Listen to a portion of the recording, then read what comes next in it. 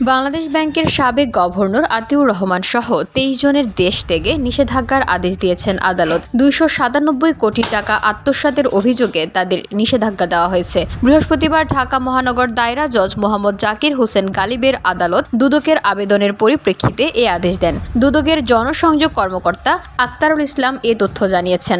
ধুলো, ময়লা ও ক্ষতিকর ধূলিকণা থেকে নিমিষেই মুক্তি দেয় চৌধুরী এয়ার পিউরিফায়ার। এর শক্তিশালী সাকশন ঘরের কোনায় কোনায় লুকিয়ে থাকা সকল ধুলা টেনে ফিল্টার করে এবং বের করে আনে নির্মল ও স্বাস্থ্যকর হাওয়া। জানা গেছে, দুদকের সহকারী পরিচালক মোহাম্মদ শাহজাহান মিরাজ এ আবেদন করেন। শুনানি শেষে আদালত আবেদনটি মঞ্জুর করেন। ওই আবেদনে বলা হয়েছে, মামলাটি বর্তমানে তদন্তাধীন রয়েছে।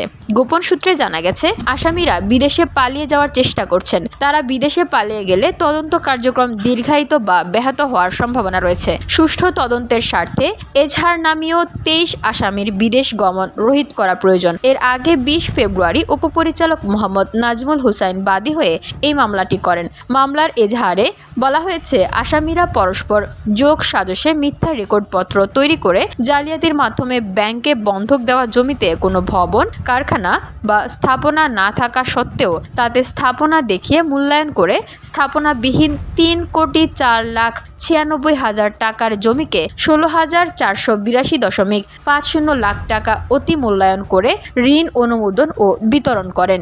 এর মাধ্যমে আসামিরা জনতা ব্যাংকের কর্পোরেট শাখা থেকে 297,38,87,296 টাকা আত্মসাৎ করেন।